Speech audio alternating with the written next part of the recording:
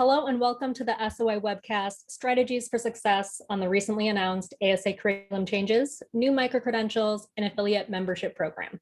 My name is Tiffany Tatsumi, and I'm the Academic Administrator for the Society of Actuaries and your moderator for the webcast today. This webinar is being recorded and will be made available after the event on SOA.org. If you would like to ask a question during the presentation, you can do so by clicking on the Q&A button in the bottom frame of the Zoom window.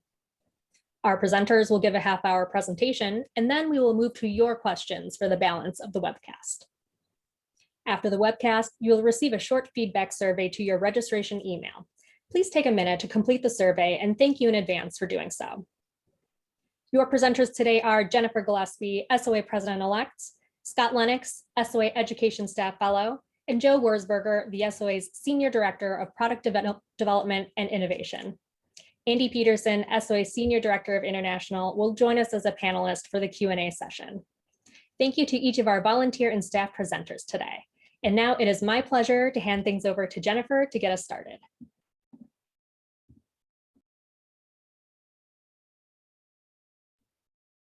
Oh, looks like you're on mute, Jennifer. Thank you. All right, so for the last several years, the Society of Actuaries Board of Directors has been gathering information from a wide variety of sources: employers, members, candidates, professors, industry leaders, recruiters, to look at where is the profession going, what are the opportunities for actuaries, how do we need to be positioned, taking in all sorts of information like that. And boiling that all down, we turned it into what we called our case for change. And if you are interested in more details on that, you can find information about the case for change on the SOA's website. But we're now moving into the next phase, which we call strategies for success. And we have identified these 5 areas listed on the screen as, where there are clusters of things that come out of our case for change, places that we need to focus. And these areas are education, professional development and engagement with our members, diversity, equity, and inclusion, actuarial research, and the global marketplace for actuaries. So today's call is going to focus much more on the education portion of those topics. And we want to talk about the future of our education, specifically the ASA pathway. So we're looking to make it a little more customizable and also to do, we're calling multi-purpose or stackable components. We also talk about it and we use the word modularization, although nobody really likes to say that one. It's a good tongue twister. But we took an input that said actuaries really need to know more about data analytics, machine learning, artificial intelligence. They also need to have soft skills for AQ and EQ, that's adaptability quotient. How well do you adapt to new information and new tools, as well as EQ, which is like emotional quotient. And that has to do with judgment, making recommendations, topics like that. And we're hearing that employers really want actuaries to be able to do those things. We also know that in order to put more information into our pathway, we really need to take something out because we don't want to make it an overall longer time to get to ASA. So we focused on core skills. We talked to practicing actuaries and said, what is an ASA who comes out right now, not back when I was an ASA, but now and looking forward, what do they really need to know? And tried to build our pathway to make sure that that's what we're preparing you with, so that as you get your credential, you will have the skills that employers really want you to have. So we are also going to talk about some microcredentials. And that's a new opportunity to kind of flag some skills that you have and be able to communicate it better to your employer or a potential employer. And I'm going to turn this over to Scott, and he's going to dig in a little deeper here. Thank you, Jennifer. So if we go to the next slide, we can have a look at the pathway. So on the left, we have a graphic of our current pathway, and on the right, there's a graphic of our new pathway. And this information is on our website as well, so you can look at it on the website for a more detailed look. The different colors represent the various components of the pathway. So we have VEEs, exams, projects, e-learning, and also seminars. So Jennifer talked about the need for and what led to the change in the ASA curriculum. So, you know, we need to adapt and meet the employer and market demand for actuarial training. And the two key areas that are being focused on is an increase in predictive analytics and also an increase in bringing the soft skills that the market is asking that actuaries are better in. And these are the what we call the emotional intelligence quotient, the EQ skills, which is defined as social and emotional skills that help you make good judgments, as well as the adaptability quotient, which is the ability to adapt, self-learn, and continue growing and adapting. So these are important skills that we want to continue that we continue to hear that actuaries need to have. So we're incorporating more of this in our pathway to help you be successful in your career as an actuary. So on the next slide, the key decisions coming out of the board meeting really are several things. Several new components that we're focusing on. The LTAM and STAM is being split into the fundamentals of actuarial mathematics, the FAM exam, plus one of two, your requirement is either of the advanced long-term actuarial mathematics exam or the advanced short-term actuarial mathematics exam. A new component to the pathway is the advanced topics in predictive analytics exam, and I call this exam, but it's really going to be more of a project-based, something more similar to what our the PA exam currently is. The one thing that is being removed from the pathway is the IFM exam. Much of IFM currently is already in FAP, so there is a little bit of overlap of that material, and much of that material is better addressed and better learned in an FAP environment. The other topics with IFM, one of the topics will be moving to the new advanced long-term actuarial mathematics exam, and the other topics that the various fellowship tracks that need that IFM, some of that IFM material will be emphasized and addressed at the fellowship level to make sure that the adequate level of knowledge is gained at the fellowship level for those tracks that need those particular skills. We're also incorporating 3 micro-credentials, and the overall goal here is to make the pathway, make your travel through the pathway more efficient and not increase the time that it takes to get through the pathway. So let's look at some details of some of the things that are changing and staying the same. Exam P and Exam FM. So there's a few topics that have been removed or reduced with Exam P. These topics are the typical topics that you might see in a 3rd semester of calculus at university. So this allows maybe earlier access to Exam P for students earlier at the university level. Some topics have been removed or transferred with respect to the FM exam, and this helps reduce redundancy that is currently in the pathway, and we're eliminating some outdated content as well. So with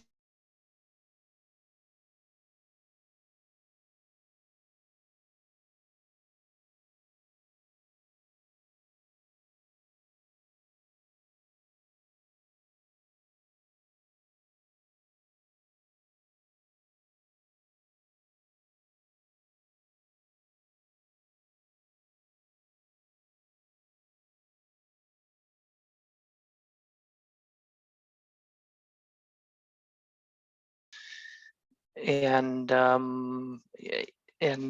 then they need to work with Prometric as well to make sure that we coordinate all those changes with Prometric because they hold the item bank. And we need to make sure the items that are still relevant to the pathway remain in the pathway. Okay. We're moving on to FAM. Excellent. So the actuarial mathematics suite of exams, so the fundamentals of actuarial mathematics and the long-term, advanced long-term and advanced short-term exams. For FAM, this will be a multiple choice format exam. So the basic topics that currently are in the LTAM and STAM exam will go into the FAM. And we want to keep an even split between long-term and the short-term topics for this exam. And I'll talk about that some more when we get to the transition. The remaining topics, and these are the advanced topics that are currently in the LTAM and STAM exams, they will form these new advanced exams. So these exams will have the same format. They will both be written answer format, and they will have the same length for both of these exams. Okay, let's look at some the transition rules, and a lot of people want to know how this works and what do I have credit for under the current system, and then how does that translate into the new system. For these 4 exams, the transition is very easy. What you have credit for today, you will have credit for tomorrow. If you have FM under the current pathway, you will have credit for FM in the new pathway.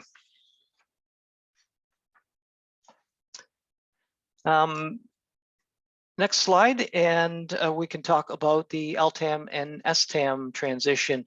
This is where we've been getting the most questions about the transition. If you have neither LTAM or STAM by spring 2022, then you will need the requirements of the new pathway, which is FAM, plus your choice of either the advanced long-term or the advanced short-term exams. So not both of them, but one of them. And it's again, your choice as to which one maybe matters more toward your career path. If you have LTAM only by the time of the transition, you get credit for the advanced LTAM plus the long-term half of FAM. So what you have outstanding is the short-term half of FAM. So similarly for STAM, if you have STAM only at the time of the transition, you're going to get credit for the advanced STAM plus the short-term half of FAM, leaving the long-term half of FAM still to meet your requirements. The short-term halves of FAM, the long-term and the long-term half and the short-term halves of FAM, those will be available until June 2024. So that's 6 exam sittings that you will have to get that half that you need. Another very important thing for these half versions of the FAM, they are only available for candidates who, as a result of the transition, are missing half of that FAM exam, right? So over all other candidates, the FAM is a full exam that you take. Again, I mentioned that on a previous slide, that we want to make sure that there's equal parts of short-term and long-term, and this is why we want to have that. If you have both LTAM and STAM, then you have nothing outstanding. Okay. Okay, next slide. Thank you. I'm challenging the individual who's running the slides for me here. I'm jumping back and forth on them, so he's earning his keep today. The transitions for IFM and the Advanced Predictive Analytics exam. This is the other one that we've been getting a lot of questions on. The new pathway requirements say that you need either credit for IFM or for the advanced topics in predictive analytics exam. If you have no IFM, if you do not have IFM by the time of the transition, of course you have credit for, you don't have credit for anything. And what you need to get is either IFM or advanced topics in predictive analytics. IFM will be available through November 2022. So if you want to meet this requirement by getting IFM, you have until November 2022 to get IFM. Otherwise, you would need to get the Advanced Topics in Predictive Analytics exam. If you have IFM, you get credit for IFM, and you do not have any further requirements to get associateship. Again, you need either IFM or the Advanced Topics in Predictive Analytics. So you'll fully meet those requirements. And we expect the Advanced Topics in Predictive Analytics to be open for registration January 2022. Some of the current format, some of the current FAP introduces candidates to the actuarial profession. So what we're doing is we're creating 2 new e-learning modules to do 2 things. One, we're going to bring some of the FAP module content earlier in the pathway.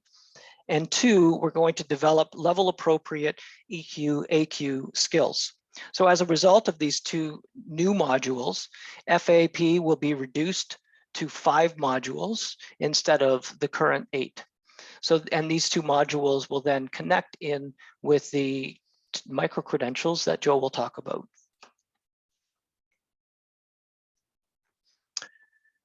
So the various changes are intended to make the pathway more efficient. We've removed outdated content and redundancies. We've improved the arrangement of topics, and we've incorporated the micro-credentials and expanded areas in EQ, AQ skills, as well as the analytics. And now I will pass it to Joe. Thanks, Scott. So as you can see here on slide 14, it says recognition choices, and that's in reference to the SOA's introduction of tailored educational goals and the ability you'll have to earn recognition of your knowledge and skills as you progress along the SOA's education pathway. So let's go to slide 15 and dive in. As Scott teased earlier, we're going to talk about micro-credentials beginning this coming January. So in January 2022. If you're a pre-ASA candidate, you'll be able to begin to work to earn new micro-credentials that recognize and demonstrate to your employer the knowledge and skills you've gained along the pathway to ASA. There are 3 micro-credentials: pre-actuarial foundations, actuarial science foundations, and data science for actuaries. And you can see the various components of these 3 micro-credentials in the graphics on this slide. As you saw earlier from Scott, there are 2 new e-learning modules, which you can see here in that same goldenish color that was on Scott's graphic. So you've got the pre-actuarial foundations module and the actuarial science foundations module. So if we go on to slide 16, we'll have a few notes about the micro-credentials. So as we saw on the previous slide, or mentioned on the previous slide, these micro-credentials will recognize and demonstrate to employers the knowledge and skills you've gained along the pathway to ASA. So you can think of these as milestone markers, and they'll remain with you as a candidate, even if you decide to leave the ASA pathway. And they're also applicable for those who choose to enter the pathway to only earn 1 or more micro-credential. All elements required to earn these micro-credentials are part of the ASA pathway, and they'd count in full toward earning your ASA and FSA designations. So these micro-credentials group together pathway components that represent distinct knowledge and skills. And this can demonstrate your level of achievement to employers, to your coworkers, to your professional network. It should be more meaningful than just listing exams you've passed, especially if you think of people who aren't intimately familiar with the SOA's exam pathway. So as we move on to slide 17, you'll see some more details. And I'll point out that the AQ and EQ skills that you've heard both Jennifer and Scott reference already, as well as data science skills, these are really driving the changes to the ASA curriculum, and they'll be incorporated into requirements for each micro-credential, which allows you the ability to demonstrate and build on those skills for your resume and for jobs. Now, while earning these micro-credentials would not make you a qualified or signing actuary, when that's work that's reserved for those who earn the ASA and FSA designations, the micro-credentials do provide critical marks of your progress through the system. and they signal to employers the knowledge you've gained in language that, as we said on the prior slide, will be more understandable and transparent than a list of the acronyms of exams you've passed. Also note, we will be conducting an outreach program to employers to build awareness and support for the micro-credentials over the coming months. So if we move on to slide 18, we've got a few final facts about the micro-credentials. One, you'll be able to earn digital badges, and these are a way to show off the micro-credentials you've earned on your resume or on LinkedIn. There's no expiration or renewal for micro-credentials, so once you get it, you keep it wherever you go throughout your career. For the Actuarial Science Foundations or the Data Science for Actuaries micro-credentials,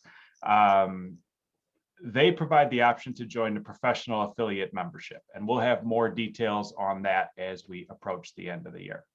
So for now, I will hand it back to Jennifer. Thank you, Joe. So I'm going to go a little bit deeper on the affiliate memberships that Joe just mentioned. Again, it's something that's coming to you in the future. We don't have all of the details worked out yet, but we want to get you excited about what's coming. So in an effort to strengthen our relationship with all of our candidates, that's you, we want to be able to provide some more career guidance, some soft skill training. Again, as we've said, employers really want that. And to help you as you navigate through the early exams and then toward your first credential. So we will be offering, starting with October 2021, the first affiliate membership. And it's going to be free, so that's good news. And it will be for students, those who support them, so teachers, parents, professors, counselors in a career center, anybody like that who's interested in the profession but isn't actually taking exams, or you could be early in your exam process. And so that's who is looking for the October 2021 date. And then a little bit later, so January 2022, that'll come fast, we will have another affiliate membership, and that will be our professional affiliate membership. And that's for candidates who, as Joe said, have the Actuarial Science Foundation micro-credential or the Data Science for Actuaries micro-credential. And some of the things that are going to be available to people that have that affiliate membership are some, let's see, I find the good list here. You're able to join some of our volunteer committees and really start to get connected with the Society of Actuaries. You have access to long-term career and leadership development training, peer-based community for building and tailored opportunities based on your unique background. So it's really an opportunity to get connected, find ways that you can be part of an actuarial community as meets your needs and your desires for your career path. And it's important to remember that these are affiliate memberships. Unlike the SOA, the ASA, or the FSA, they don't come with signing authority, okay? So you are a member, an affiliate member of the Society of Actuaries, but it doesn't carry the same weight for official duties as an ASA or an FSA has. And keep your eye out for the more details that will be coming soon. Tiffany? Great, thanks, Jennifer. Now, we continue to provide updates on the curriculum changes through our extensive list of frequently asked questions with answers available on the SOA website, along with detailed transition rules and timing. If you have any other questions or feedback after tonight that you'd like to share, you can do so at membercoms@soa.org. But in the meantime, I'd like to invite our panelists back on screen as we are now going to take your questions. As a reminder, you can submit your question by clicking the Q&A button in your Zoom toolbar. So first question, regarding timing, what should a candidate early in the pathway who has passed, say, exams, FM and P, consider going forward? Okay, I'll take that one. So obviously with IFM, IFM is logical candidate for many candidates who have P and FM as their next exam. So with the transition, if you decided to write IFM and get that, you have until November 2022 for IFM. And then of course, if you get that, then you no longer need the, you don't need the commitment for the advanced topics in predictive analytics exam. So other than that, I would say personal situation and circumstances, a lot of times that will depend on whether maybe you've already taken the course at university that covers a lot of the IFM material. That might be a good candidate for you to write.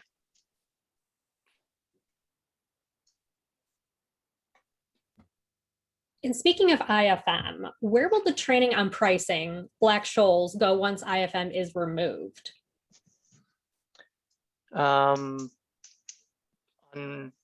Sorry, what was that? The pricing? Yeah, Black-Scholes pricing? Yeah, where will that topic be moved to once IFM is removed from the pathway? So much of that topic will actually move to the advanced long-term actuarial mathematics exam. So I mentioned that some new topics would go to that exam, and that particular topic will go to that exam. Of course, a more detailed background and analysis of those topics will be covered by the fellowship tracks that need that topic.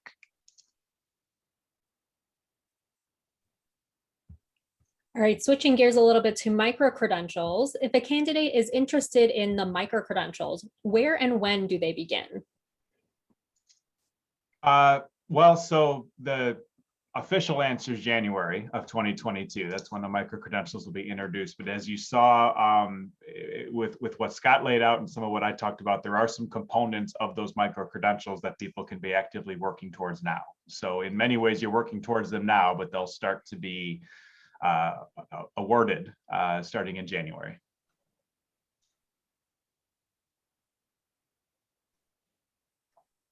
Based on your research and the case for change, what can you share about employers' preferences regarding exam content like ATPA and IFM?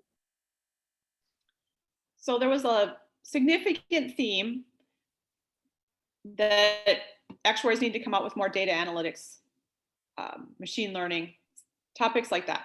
Sometimes it's either because that's the work they're going to be doing, or they are going to be working with the people who are doing that work, and they need to be conversant and understanding.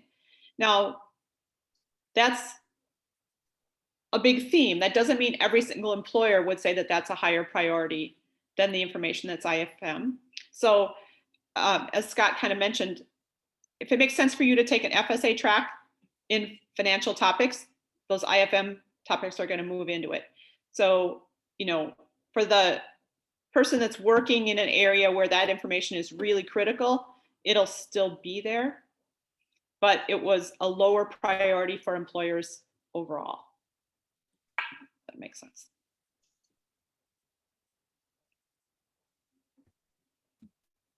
Can you share more information about VEE Credit? What will be counted, including from the previous ASA curriculum changes with regard to VEE Credit?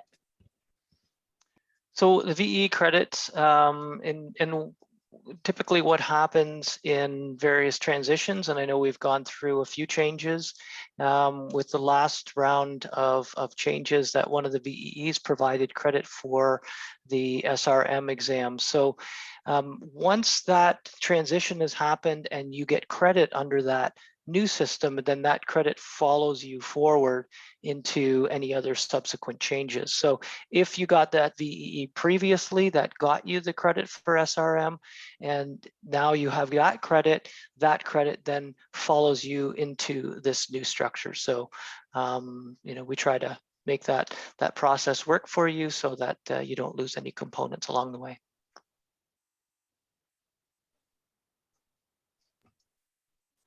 All right, let's switch back to micro-credentials. Are the micro-credentials immediately applicable for persons who are working to become associates? Immediately applicable. Well, I don't fully understand the question, but I'll give at least a partial answer, and then if the person wants to send a follow-up to clarify, I'd be happy to clarify my answer as well. But you know, again, there will be no micro-credentials awarded until January. But at that point in time, anybody who has met the criteria and has achieved those components for the micro-credentials, those would be immediately is a strong word, but automatically at that point would be bestowed upon those people. So I think the answer is no today, but yes, come January. But if that person would like to clarify their question, I'd be happy to say more. So I'll just call out that those FAP modules that moved to be attached to each of those early micro-credentials don't exist today. You can't take your FAP modules that you've passed in today's version and say attach them backwards and call it a micro-credential. You have to take the new version, and so that's not available until January. So therefore you need a little time to finish that piece before you can pick up the micro-credential. And that's a great point. Thank you, Jennifer, for pointing that out.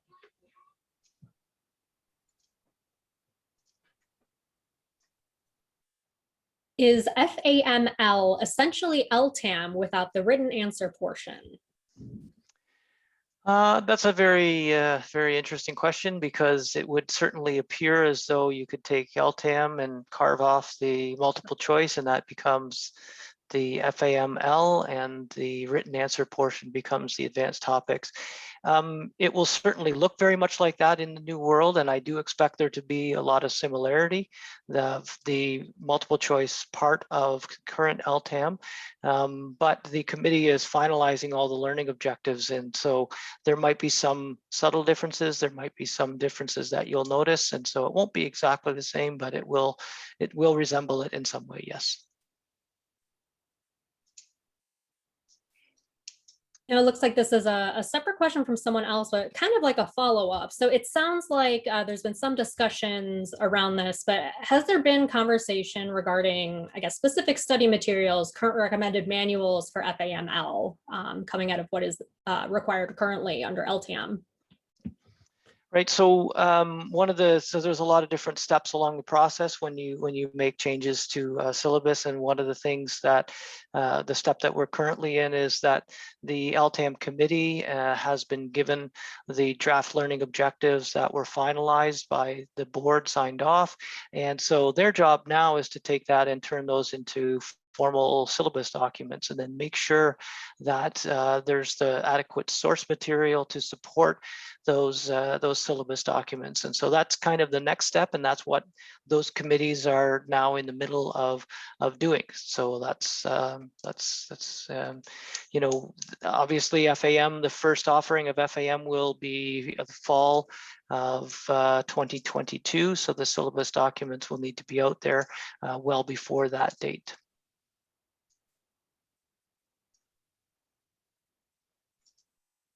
All right, and here's more of a general question. How does the SOA make decisions about timing for new exams, and will there be further changes? So I'll start with that and say that there's small work is always being done to make sure that our exams have updated material, are testing current relevant topics, et cetera, like that. The bigger changes we try not to do too often because we know they're disruptive, but they always happen. So, during the course of while I was taking exams, I think I took exams under at least 3 different structures before I was done, maybe even 4. So, historically, they happen because we're trying to make sure that we are delivering the most relevant education for folks. I think our last one was maybe about 5 years ago when we added predictive analytics. So, it's not something that happens every year, but do expect that there'll be more in the future because, again, we're responsible for keeping it up to date and functional. Now, speaking of changes, are you planning to change the FSA track in the near future?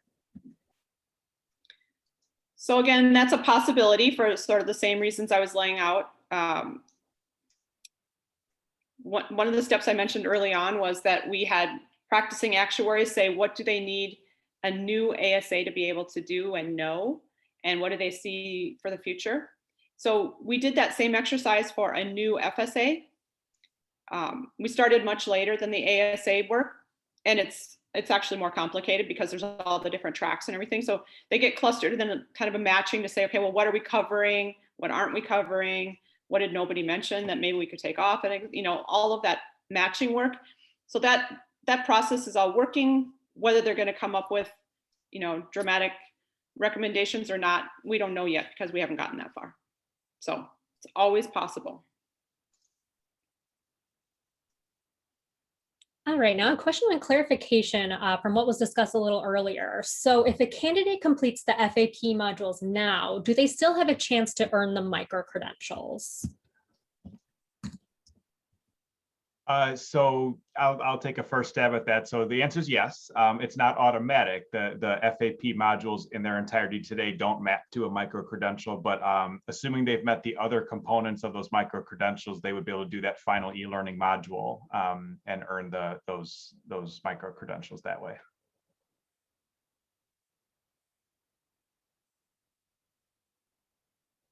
All right, and speaking of FAP, is the pre-actuarial foundations module just FAP modules 1 and 2 under a different name, or will there be curriculum changes within that as well? So it's not so much curriculum changes, but again, I talked earlier about adding more of the soft skills and more focus on the EQ, AQ skills. And so there's going to be a significant component of that will be new for that module that won't be, again, connected to what is currently in FAP.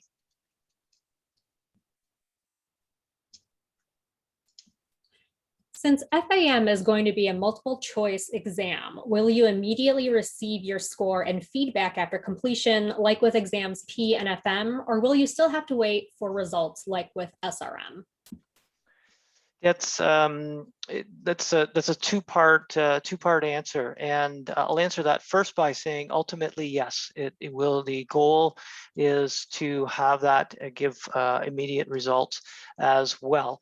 Of course, that takes time to be able to get an exam in that situation. We need to, it's dependent on data. So anyone that's taken predictive analytics knows that if you want to build a model, you need data. So the more candidates that take the FAM, the more that we build up that item bank, the quicker we can get to that state. So initially, no, that will not be the case. But as we build that up, we will be working toward getting immediate results.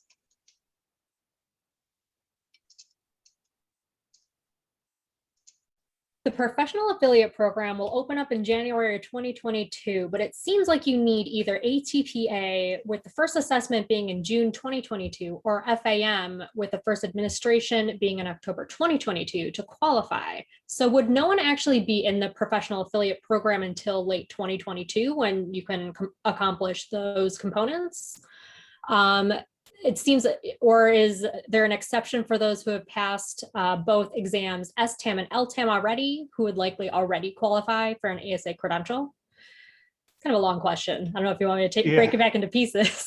Well, I'll take a first pass. I think Jennifer and Scott, you'll have things to add or clarify maybe, but I mean, I think the person asking the question is probably spot on in terms of when we would expect the large numbers of people to, probably join the professional affiliate membership. But we referenced earlier people who had all of the components other than the final e-learning module for some of those micro-credentials would be able to do those when they're introduced in January. So I think you would, potentially have some people that are in a state of the transition period where they would be able to do that in January and then become professional affiliates.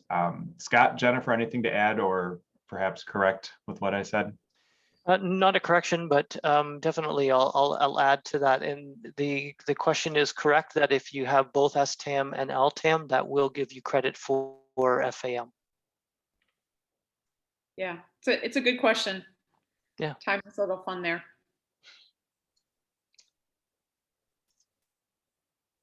All right, and can you provide further information about the structure of the ATPA take-home project?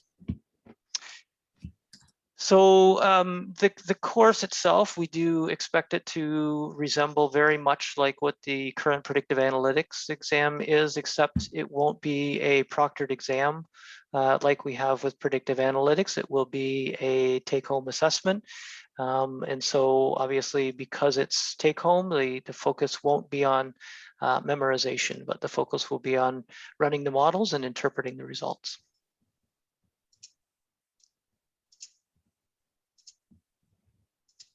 Will this set of curriculum changes cause higher demand for LTAM, STAM, and IFM exams? And if so, how will the SOA meet that demand to assure candidates can take those exams if they want to? I'm not sure I understand how these changes will increase the demand for, increase the demand for the components that are disappearing or changing. Yeah, it sounds like this person's asking, if somebody wants to kind of go through the remaining items in the pathway that they're currently working on, the current pathway, do you anticipate more candidates registering for those exams that are going to be going away in the short term? Yeah. It's unknown. Certainly, the feedback we've had from the predictive analytics course is that there's a great desire to take that course, and a lot of candidates that take it really enjoy it. So that there might be those who prefer to take the advanced topics in predictive analytics over IFM. But there are those that might want to get the IFM, that know that they're heading toward a fellowship track that will need that particular knowledge. So I think there's going to be, for at least IFM, there's going to be two competing forces there, and I don't know which one is going to be stronger. For the LTAM, STAM, I don't see anybody that currently has one of them trying to write the other one before the transition. I think most candidates might wait for the FAM half that they need in the transition. And in either case, the folks at the Society of Actuaries watch the numbers of registrations coming in really carefully, work with Prometric to try and make sure that seats are opening up. So I don't think anybody should make their choices about what exam they're going to take because they're worried there won't be seats, because hopefully we will also get out of COVID before the end of this period, and some of the restrictions that have been in place on the number of seats will also disappear. So great, thanks both. Yeah, I think you both answered the couple of items in that question. When will syllabi be available for the exams under the new pathway? So there's several different things going on. P and FM are changing, and for the most part, materials being removed from those exams. So those committees just have the syllabus documents or the learning objectives now, and so they're going through and finalizing that. It's a bit of a different change that we're going through with this, because those exams are immediate results, and so we do need to coordinate with Prometric on that. And so there's a lot of new pieces and things for us to go through with this. So at this point, we don't know exactly how long that will take and when the new syllabus will be available for those exams. For the components that are changing in the new ones, the FAM and the advanced versions of long-term and short-term exams, those dates are set in stone. We do know when those dates are starting. The FAM exams will be starting November of 2022, and so the syllabus documents will be made available at least 6 months before then. And then the new advanced long-term and short-term exams will be in the spring of 2023, again, at least 6 months before those exams.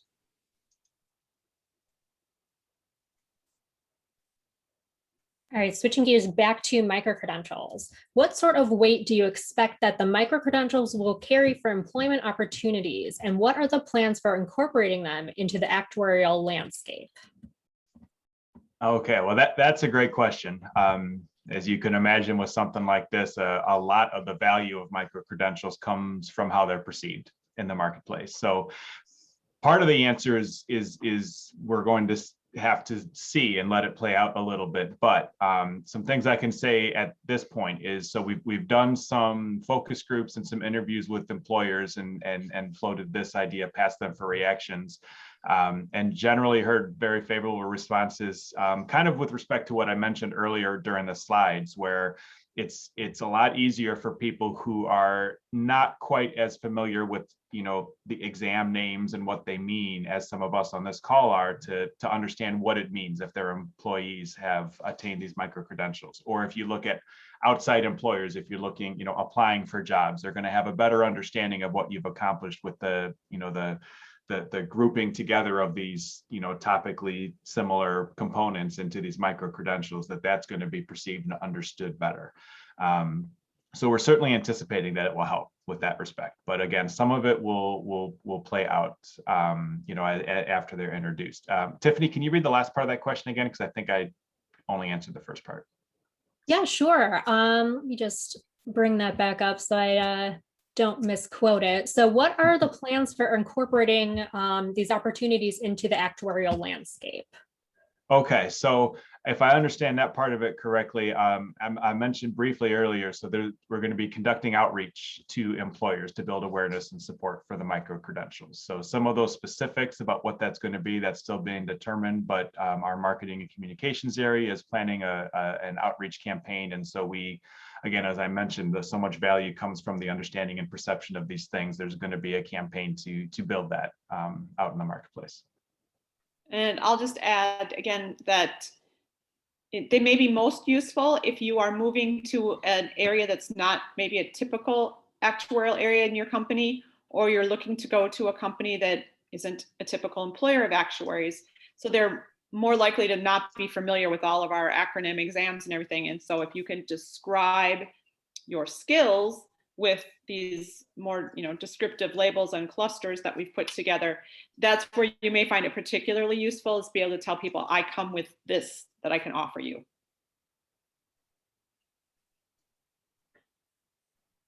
Now, this should be a quick question, and forgive me if it's already been answered, but it'd be a good reminder anyway for our audience. Do you have to apply for micro-credentials, or is it automatic as soon as you pass all of the components?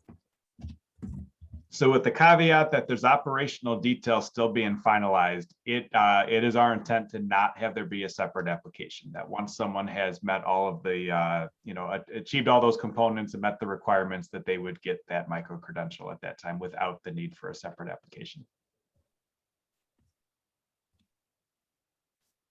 Will someone who becomes an ASA without needing ATPA still be able to take ATPA for the exposure to the content and learning? Yes, that will be available to you. Again, you don't need it for the ASA or your FSA for that matter, but that component is available, yes. And you can count it toward your continuing professional development.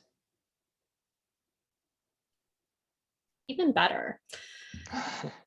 All right, now, so for candidates further along in the pathway, say already working on FAP, will these changes hold them back from completing and earning their ASA this year? Will they need to have to complete the micro-credentials in order to earn their credential? No, that's anyone that's currently working toward their ASA that is maybe in currently taking FAP. You'll have time to finish that one up. Some of the dates I've noted on the slides, and you can certainly go back and check the website to confirm the various dates of when some of the components are available until.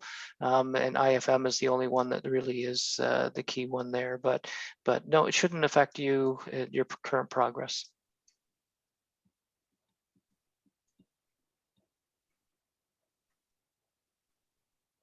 Great. Well, thank you so much, Jennifer, Scott, Joe, and Andy, for your leadership and expertise today. And a special thank you to all of our candidates who attended today and submitted questions. The challenges we now face put significant new demands on actuaries who will seek new ways to learn what they need to meet those challenges. This will require an organization that engages these members and candidates differently. I'm not sure if we can bring up that last slide, but if you visit us at soa.org/exponential-opportunities, you can access our long-term growth strategy resources, the latest on what's happening now, and the opportunity to provide feedback. You can be sure to sign up for the latest direct to your inbox from that website with the Exponential Opportunities e-newsletter. So this concludes the Strategies for Success webcast. If you have additional questions or comments, you can certainly send them to us at the SOA at membercoms@soa.org. And for a recording of this webinar, detailed program descriptions, and FAQs, visit soa.org. Thank you again and enjoy your day.